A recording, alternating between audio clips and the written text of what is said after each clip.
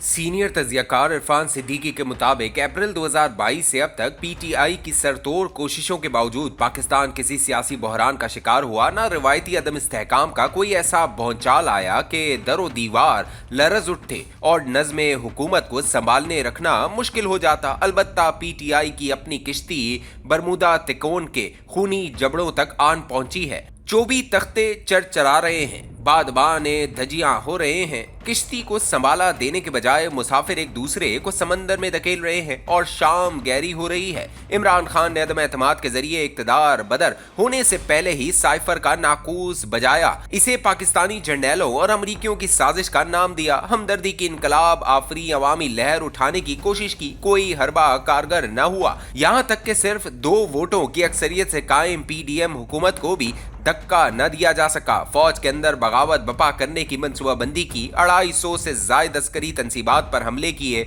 शौदा की यादगारों को कहरो गजब का निशाना बनाया, तैयारे नजर आतिश किए, फितना परवर सोशल मीडिया के जरिए कौमी सलामती के इदारों को मुंह भर भर के गालियां दी, मुल्की सलामती के इंतहाई हसास मामलात को बाजीजाए अतफाल बना दिया, अपने इश्क में हल्कान अदलिया से अजुए रोजगार फैसले हासिल किए। लेकिन पाकिस्तान के किसी गोशे में ऐसे बहरान या सियासी दम इस्तेहकाम ने अंगड़ाई न ली जो नज़्म इज्तिमाई को मफलूज कर देता। इंतखाबात के बाद गुज़िश्ता 1 बरस में भी पीटीआई मुसलसल जतन करती रही कि मुल्की इदारों को मुतनाज़ा बनाकर हमवार पानियों में तलातुम उठाया जाए। 24 नवंबर 2024 को इस्लामाबाद पर लश्कर कशी को फाइनल कॉल का नाम दिया गया। ये हमला भी शर्मनाक हजीमत का स्याह दाग छोड़ गया। नीम दिली से मुज़ाकरात का डोल डाला गया। 2-3 मुलाकातों के बाद ही उकताहट और बेजारी का शिकार होकर घर लौट गई। कभी यूरोपीय यूनियन को दर से जमहूरियत देते हुए बावर कराने की कोशिश की कि पाकिस्तान जीएसपी प्लस की रियायत का हकदार नहीं रहा, कभी आईएमएफ को खतूत लिखे कि पाकिस्तान को फूटी कौड़ी न दो, कभी अमरीकी अरकान कांग्रेस की मुट्ठी गर्म करते हुए मर्जी के बयानात दिलवाए, कभी बरतानवी पार्लियामेंट में सरनगें लगाईं और पाकिस्तान को मुगलजात सुनवाई, दुहाई दी कि पाकिस्तान की सूरत हाल गजा और मकबूजा कश्मीर से भी बदतर हो चली है। सिफारतकारों को जमा करके पाकिस्तान के चेहरे पर कालक थोपने की कोशिश की। हाल ही में एक बारी बरकम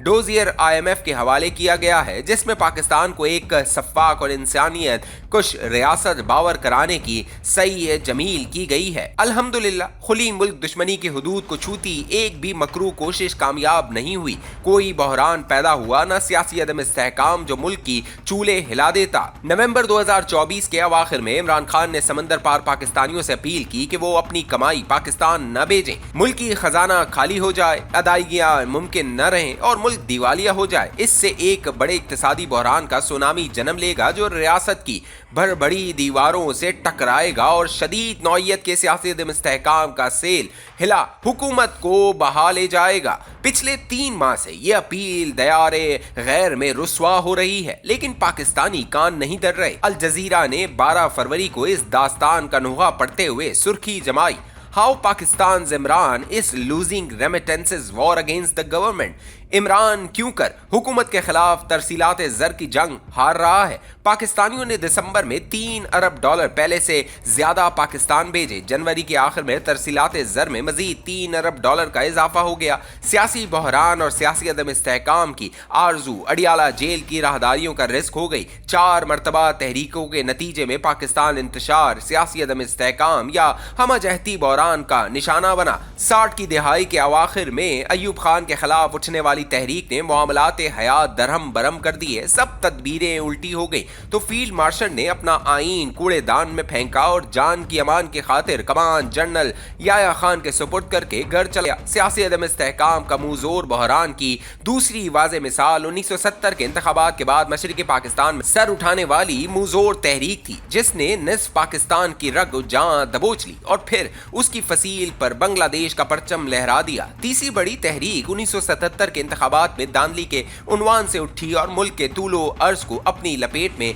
लेती हुई तहरीक के निजाम मुस्तफा के सांचे में डल गई। हुकूमत के आसाब जवाब देने लगे। 4 शहरों में मार्शल लॉ नाफिज करने के बावजूद मुल्क गिर एहतजाज को नकेल न डाली जा सकी। इस हमजहती सियासी अदम इस्तेहकाम का नतीजा ये निकला कि भुट्टो हुकूमत का खात्मा हो गया और मुल्क पर फौजी हुक्मरानी की तवील शब स्याह मुसल्लत हो गई। चौथी बड़ी तहरीक ने आजाद अदलिया के परचम तले बालों पर निकाले। जब ताकत के नशे में चूर जनरल मुशर्रफ ने उस वक्त के चीफ जस्टिस इफ्तिखार मोहम्मद चौधरी को माजूल करके अदलिया को गुलाम बनाने की कोशिश की, इस तहरीक ने मुशर्रफ को नातवा करके रख दिया और फिर वो कभी अपने कदमों पर खड़ा न हो सका। काबिल जिक्र पहलू यह है कि बिलउमूम ये तहरीकें बेसमर रहीं। अयूब खान के खिलाफ तहरीक 1970 के इंतखाबात के बाद नए अंदाज से उभरी तो पाकिस्तान टूट गया। 1977 की तहरीक तवील मार्शल लॉ पर मुनहज हुई। तहरीक आजादी अदलिया ने मुशर्रफ की वर्दी तो उतार दी, खुद अदलिया की कुलगई में इतने मोर पंख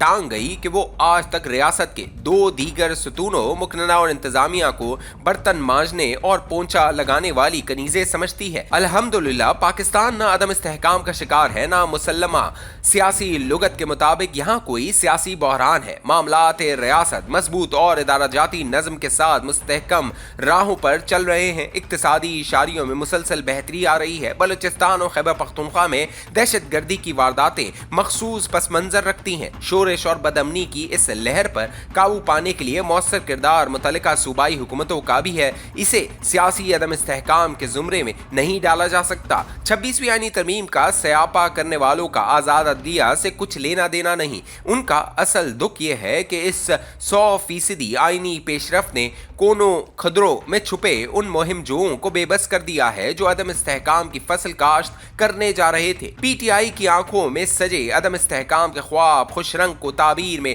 डालने के लिए रास्ता फकत एक ही था कि वो 1977 वाली कौमी इत्तेहाद की तरह असेंबलियों में बैठने से इनकार कर देती। अब वो गए वक्त को वापस नहीं ला सकती और आने वाले वक्त का हल्लमा हसरत ना तमाम के नोहे के सिवा कुछ नहीं।